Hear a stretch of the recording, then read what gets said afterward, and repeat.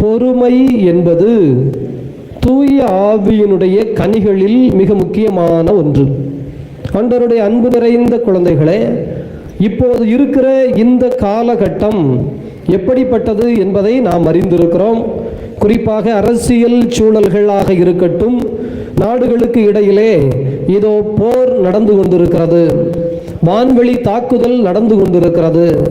வர்த்தக ரீதியாக பெரும்பாலும் ஒரு பொருளாதார போர் தொடங்கிவிட்டது, வர்த்தக போர் தொடங்கிவிட்டது என்று பத்திரிகைகள், ஏனைய மீடியாக்கள் நமக்கு சொல்ல ஆரம்பித்து விட்டன. ஏனெனில் அமெரிக்காவாக இருக்கட்டும், ஏனைய நாடுகளாக இருக்கட்டும், ஒவ்வொரு நாட்டின் மீது வரி சுமையை கூட்டிக் கொண்டே போகிறார்கள்.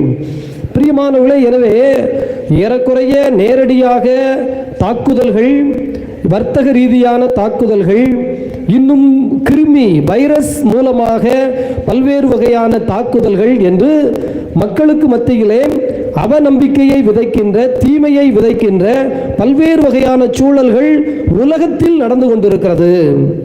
உலகத்தில் என்ன நடக்கிறதோ அது உள்நாடுகளிலும் நடக்கிறது, உள்நாடுகளில் என்ன நடக்கிறதோ அது நம்முடைய வீடுகளிலும் நடக்கிறது, நம்முடைய வீடுகளில் என்ன நடக்கிறதோ அது நமக்குள்ளும் நடக்கிறது. பிரியமானவர்களே, இன்று பொறுமையற்ற தனி மனிதர்களை பார்க்கிறோம், பொறுமையற்ற குடும்பங்களை பார்க்கிறோம், பொறுமையற்ற நாடுகளையும் தலைவர்களையும் பார்க்கின்றோம்.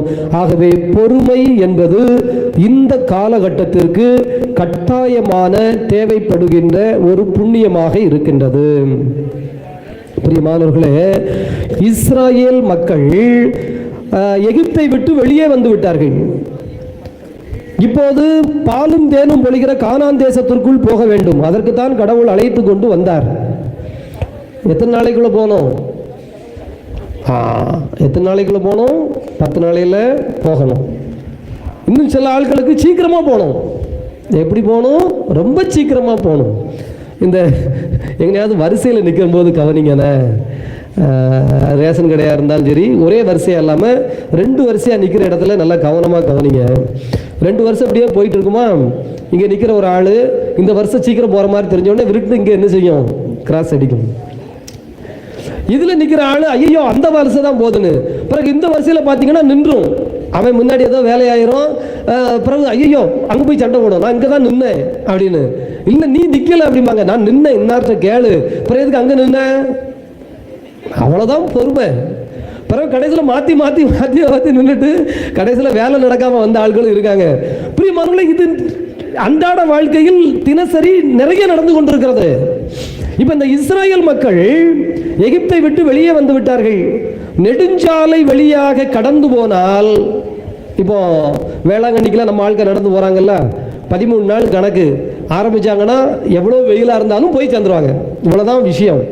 அப்போ இந்த பாலைவன பகுதியை விட்டுவிட்டு நெடுஞ்சாலை வழியாக பயணப்பட்டால் இஸ்ராயேல் மக்கள் இந்த கானான் நாட்டிற்கு குறைந்தது 20 நாளுக்குள் போய்விடலாம். எத்தனை நாளையில் போயிடலாம்? 20 நாளையில் போயிடலாம். ஆனால் இஸ்ராயேல் மக்கள் பாலைவனத்தில் எத்தனை நாள் இருந்தாங்க? நாளா வருஷமா? ஆமாம். எத்தனை நாளையில் போகிற பயணத்தை? 20 நாளையில் போய் சேர வேண்டிய இடத்த 40 வருஷம் கழிச்சு போய் கடந்து சேர்ந்தாங்களே, என்ன காரணம்? பிரியமானவர்களே, இந்த 20 நாளில் போய் சேருவது பெரிய விஷயம் அல்ல. ஆனால் அங்கே போய் சேர்ந்து என்ன செய்ய போகிறீர்கள்? அங்கே போய் உங்களுக்கு என்ன வேலை என்று தெரியுமா? அந்த பாலும் தேனும் பொழிகிற கானான் தேசத்திற்குள் போய் இங்கே எகிப்தில் அடிமையாய் இருந்தது போல மீண்டும் அடிமையாய் இருக்க போகிறீர்களா? காரணம் இல்லாத மனிதன் தான் பொறுமை இழக்கின்றான். Praise the lord, praise the lord, praise the lord. நல்லா தெரிஞ்சுக்கோங்க, காரணம் தெரியாத மனிதர்கள் பொறுமை இழப்பார்கள். காரணம் உடையவர்கள், காரணத்தை கண்டுபிடித்தவர்கள் பொறுமையோடு காத்து கொண்டிருப்பார்கள். அப்ப நமக்கு காரணம் தெரியணும். இந்த வண்டியில சில சமயம் நம்ம போவோம், நம்ம ஆட்டுக்கு போயிட்டு இருப்போம், பக்கத்தில் பார்த்தீங்கன்னா வேகமா காணடிமா. எதுக்கு காணடிக்காங்கன்னு நம்ம உடனே வண்டியை லேசாது போ தம்பி அப்படின்னு வழியை விட்டுருவோம். இவன் வேகு வேகு வேகு வேகுன்னு போகான், போய் அடுத்த சிக்னலில் நிற்பான். நம்ம பின்னாடி போய் நின்று கான் அடித்தோம்னா திரும்பி பார்ப்பான். என்ன தம்பி அவசரமாக வந்தியே, என்ன விவரம்? சிக்னல் போட்டிருக்கு ஃபாதர். ஒன்று தானே, சரி சிக்னலை விடுங்க. சில பேர் என்ன செய்வான், வேகு வேகு வேகு வேகு வேகுன்னு மிதிச்சு போவான். வீட்டில் போய் என்ன பண்ணுவான் அப்படின்னு கேளுங்களேன். வெயில் வீட்டில் போய் என்ன செய்வேன், ஃபேனை போட்டுட்டு அக்கடான்னு உட்கார்ந்துருப்பேன். எதுக்காக ஃபேனை போட்டு உட்கார்ந்துருப்பேன்? அம்மா பிறகு இப்படி நாயா விரட்டி வந்தால் அங்கே போன உடனே என்ன செய்யும், தலைவலிக்கும், தூக்கம் வரும், வெயில். பிரியமானவர்களே, இதே தூரத்தை மெதுவாக பொறுமையாக கடந்து போனா வீட்டுக்கு போன உடனே அவ்வளவு டயர்டாக இருக்குமா? இருக்காது. ஆனால் காரணம் தெரியாத மனிதர்கள், எதற்காக ஓடுகிறோம் என்று தெரியாத மனிதர்கள், எதற்காக கூப்பாடு போடுகிறோம் என்று தெரியாத மனிதர்கள் இன்றைக்கு பெருகிக் கொண்டே இருக்கிறார்கள். எல்லா சின்ன சின்ன எடுத்துக்காட்டுகளைத்தான் நான் உங்களுக்கு சொல்லுகிறேன். பெரிய காரியங்களை நீங்களே யோசித்து பாருங்கள். உங்கள் வீட்டிலே என்ன காரியத்திற்காக எல்லாம் நீங்கள் பொறுமை இழந்தீர்களோ அந்த காரியம் சும்மா இருந்தா அதுவா நடக்கும். நீங்க ஒரு நாள் பொறுத்தா அந்த காரியம் தன்னால நடக்கும். 4 நாள் கழிச்சதுன்னா இந்த காரியம் தேவையே இல்லைன்னு நீங்களே சொல்லிடுவீங்க. உங்க பிள்ளை வந்து கேட்கும், ஏமா ஒரு காரியம் சொன்னிய வேணுமா? அட வேண்டாம் விடு, நீ தானமா 4 நாளைக்கு முன்னாடி இந்த காரியம் நடக்கணும்னு குதின்னு குதிச்ச. நீங்க உங்க வீட்டுக்காரர்கிட்ட சொல்லுவீங்க, யோ 4 நாளைக்கு முன்னாடி இந்த வேலை நடக்கல, நீ குதின்னு குதிச்சலாயா, என்ன ஆச்சு அப்படின்னா, அட விடு பார்த்துக்கலாம். தேவையே இருக்காது 4 நாள் கழித்து. ஆனால் அதற்குள்ளாக பொறுமை இழந்து, பிரியமானவர்களே, இந்த இஸ்ராயேல் மக்கள் அடிமையாய் வெளியே வந்தார்கள். பாலும் தேனும் பொழிகிற கானான் தேசத்திற்குள் சுதந்திர பிள்ளைகளாய் போக வேண்டும். Price the lord, praise the lord, praise the Lord. கடவுள் உங்களை தாமதிக்க செய்கிறார் என்றால் உங்களுக்கு பெரிதான ஆசீர்வாதம் ஒன்றை வைத்துக் கொண்டிருக்கிறார். Price the lord, praise the Lord. நன்றாக தெரிந்து கொள்ளுங்கள், உங்களுக்கு இப்போது ஒன்று கொடுக்கப்படவில்லை என்று சொன்னால் யாரோ ஒருவருக்கு கிடைத்தது என்று நீங்கள் கேள்விப்படுகிறீர்கள். ஆனால் உங்களுக்கு தற்போது அது கொடுக்கப்படவில்லை என்று சொன்னால், அன்பு குழந்தைகளே, உங்களுக்கான ஆசீர்வாதம் பெரிது. உங்களுக்கான ஆசீர்வாதம் பெரிது. கீரையை வச்ச உடனே முளைச்சிரும். முருங்கைக்காய் செடியை வச்சிங்கன்னா ஒரு 10 நாள் கழிச்சு வளர்ந்துடும். அதே இதை ஆலமரத்தை வச்சிங்கன்னா இந்தான்னு தவங்கி தான் வளரும். கீரையை வளர்ந்த 4 நாளையில் அறுத்து குழம்பு வச்சு குப்பையில் தூக்கி போட்டுருவோம். முருங்கை மரம் காத்தடிச்சா கீழே விழுந்துரும். ஆலமரம் 100 வருஷம், 200 வருஷம், 500 வருஷம் நிற்கும். பொறுமையாய் வளர்ந்ததால் அதற்கொன்றும் அசிங்கம் இல்லை, அவமானம் இல்லை. அதற்கான ஆசிரை ஆண்டவர் தலைமுறைக்கு கொடுத்திருக்கிறார். இப்ப ஆலமரம் கடவுளை பார்த்து, என்ன கடவுளை இதெல்லாம் நியாயமா? அந்த முருங்கை மரத்தை பாருங்க எவ்வளவு வேகமா விறுவிறுன்னு வளர்ந்துடுது. என்னைய போட்டு ஏன் இப்படி பாடுபடுத்துறீங்க? நானும் விறுவிறுன்னு வளரணும்னா தம்பி வளர்ந்துக்க, அடுத்த மலைக்கு காத்தடிக்கும் போது கீழே விழுந்துருவ, சரியான்னு கேட்டா ஆலமரம் ஒத்துக்கணுமா? நான் வேகமாகவும் வளரணும், ஆனா 500 வருஷத்துக்கு நிக்கணும்னா ஆகுமா? ஆண்டவருக்கு தெரியும் எதை எப்போது செய்ய வேண்டும் என்று. இந்த இஸ்ராயேல் மக்கள் வெளியே வந்து விட்டார்கள். ஒரேபு மலை வழியாக, பாலைவனத்தின் வழியாக ஆண்டவர் அவர்களை சுற்றி போக வேண்டும் என்று சொன்னார். Price the lord, praise the lord, praise the Lord. இதில் இந்த மக்களுக்கு பொறுமை இழந்தார்கள். வசனமே தெளிவாக சொல்லுகிறது. ஏதோம் நாட்டை சுற்றி போகும்படி ஓர் என்கின்ற மலையிலிருந்து இஸ்ரவேலர் செங்கடல் சாலை வழியாக பயணப்பட்டார்கள். அந்த வழியை முன்னிட்டு மக்கள் பொறுமை இழந்து கடவுளுக்கும் மோசேனுக்கும் எதிராக பேசினார்கள். ரைட்டா? அப்ப பொறுமையா இருத்தல் என்பது ஆசீர்வாதத்திற்குரிய காரியம் என்பது இங்கே தெரிய வேண்டும். 40 ஆண்டுகள் கடவுள் ஏன் பொறுக்க செய்தார் என்றால், பாலைவனத்திலே அவர்களை உடலை வலிமைப்படுத்தினார். எகிப்தில் அடிமைகள் சோத்து பண்டாரம், அவன் திரும்ப அதுக்கு தான் அழுவான். என்ன அழுவான் அப்படின்னா, ஆண்டவரே நாங்க இஸ்ரேல் எகிப்து நாட்டில் பார்த்தீங்கன்னா கரிப்பானைக்கு அருகில் உட்கார்ந்து கொண்டு சாப்பிட்டோம், இந்த பாலைவனத்தில் எங்களுக்கு மண்ணாவும் காடையும் தானே கொடுக்கிறீர்னு அழுவான். அவனுக்கு தேவை வந்து, இப்படி சாப்பிட்டு இருக்கமே போய் போர்க்களத்தில் நிற்பானா? வீட்டில் சில சமயம் பிள்ளைங்களை நல்லா தீனி போட்டு வளர்த்தீங்கன்னா ஹாஸ்டல்ல கொண்டு போய் விட்டா நிற்க மாட்டான், ஓடியாந்துருவான். ஏமா உன் கைப்பக்கம் அங்கே இல்லைம்மா, நீ எப்படி நான் கேட்டாலும் எனக்கு ருசியா சமைச்சு போடுவேன். ஹாஸ்டல்ல வெறும் உப்புமாவும் இட்லியும் போடுறாங்கம்மா, என்னைய பாரு மெலிஞ்சிட்டதா இல்லையா, அதனால ஹாஸ்டல்ல நிற்க மாட்டேம்மா. நல்லா தின்னுகட்ட ஆட்கள் வெளியில போய் தங்கிக்கிடாது. பிரியமானவர்களே, இந்த இஸ்ராயேல் மக்களுக்கு அது பிரச்சனை. எனவே ஆண்டவர் சொல்லுகிறார், நான் உன்னை வலிமை உள்ள இனமாக மாற்றுவேன். Price the lord, praise the Lord. ஆண்டவர் உங்களுக்கு ஒரு காரியத்தை தாமதிக்கிறார் என்று சொன்னால் உங்களை வலிமையுடையவர்களாக மாற்றிக் கொண்டிருக்கிறார் என்பது உங்களுக்கு புரிய வேண்டாம். Price the lord, praise the Lord. எனவே நீங்கள் வலிமை உள்ளவர்களாக வாழ வேண்டுமா, பலகீனர்களாய் வாழ வேண்டுமா, சுதந்திர பிள்ளைகளாய் வாழ வேண்டுமா, அடிமையின் பிள்ளைகளாய் வாழ வேண்டுமா, என்றென்றும் நிலைத்து நிற்கிற பிள்ளைகளாய் இருக்க வேண்டுமா, ஒரு புயல் அடிச்சா ஒரு காத்தடிச்சா விழுந்து விடுகிற பிள்ளைகளாய் மாற வேண்டுமா? நீங்க தான் முடிவு செய்யணும். ஆண்டவர் உங்களுக்கு வைத்திருப்பது ஆசீர்வாதம். அதற்கு நீங்கள் செய்ய வேண்டியது பொறுமை என்கின்ற தூய ஆவியினுடைய கனி. Price the lord, praise the lord, praise the Lord.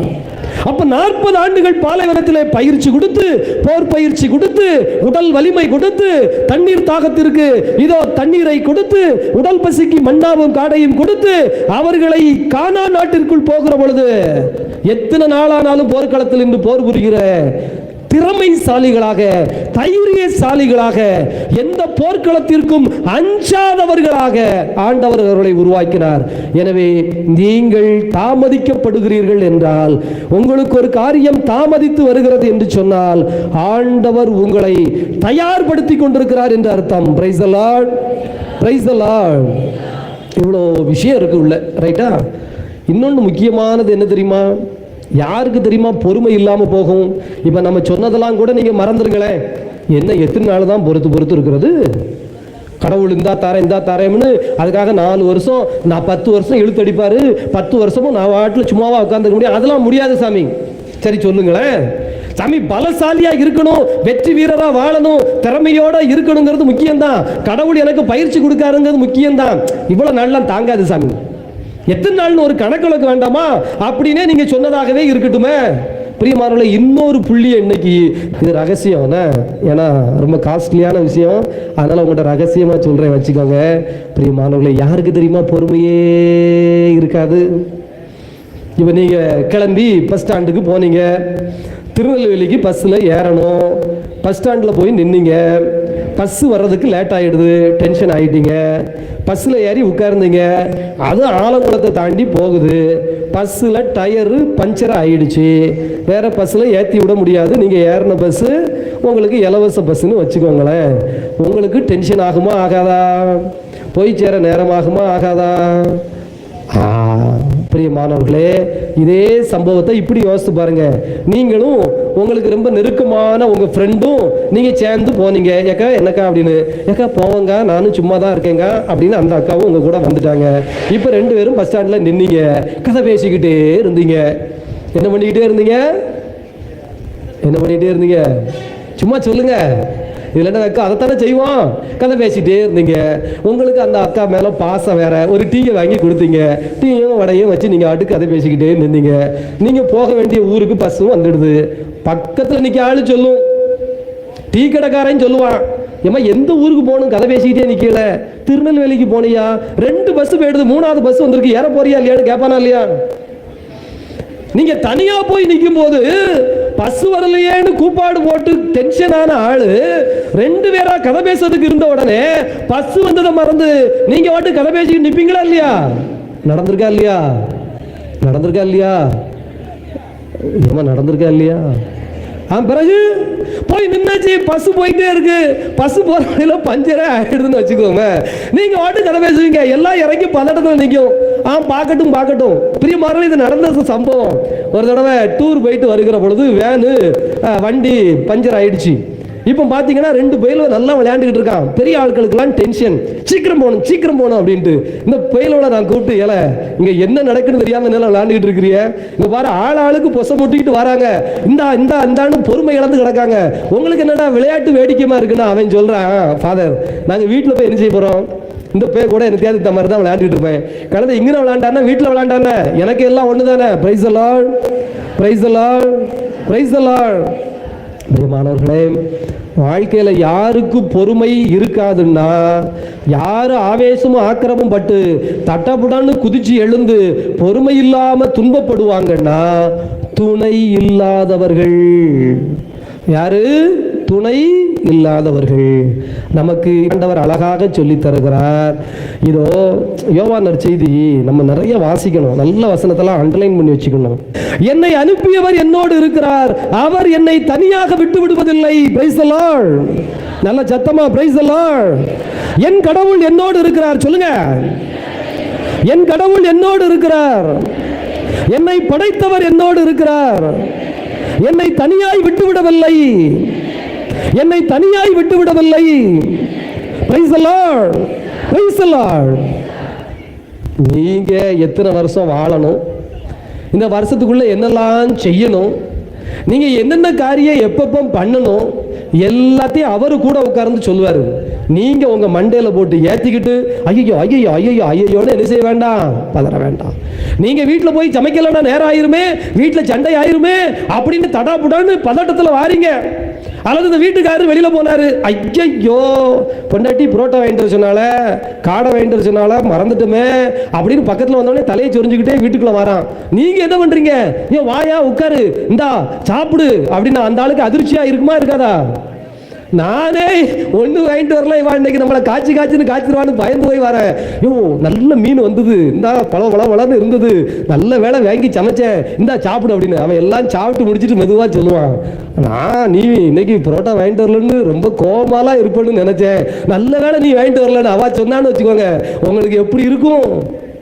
பிரியமானவர்களே, ஆண்டவர் நமக்காக எல்லாவற்றையும் இப்படி சமைத்து செய்து கொண்டிருப்பார் என்றால் நீங்க ஏன் பதட்டமும் பரபரப்புமா இருக்கணும்? தேவையா? தேவை கிடையாது. ஆண்டவர் உங்களுக்காக அனைத்தையும் செய்கிறவர். Praise the lord. Praise the lord. அவர் உங்களை தனியாக விட்டு விடவில்லை. Praise the lord. Praise the lord. வசனங்களை பாருங்க எனக்கு எப்படி கிடைச்சிருக்குன்னு. அருமையான வசனம், அருமையான வசனம். பிரியமானவர்களே, ஆண்டவர் நம்மை தனியாக விடாத காரணத்தினால் பாலைவனத்தை சுத்தி போனா என்ன, பாழுங்கனத்தை சுத்தி போனா என்ன, பரதேசம் போய் சுத்தி வந்தா என்ன, எங்க போனாலும் நம்ம கூட யார் வராரா வரலையா? அப்போ நீங்க அவசரமா விரட்டணுமா, இல்ல அவரா பார்த்து செஞ்சா போதுமா?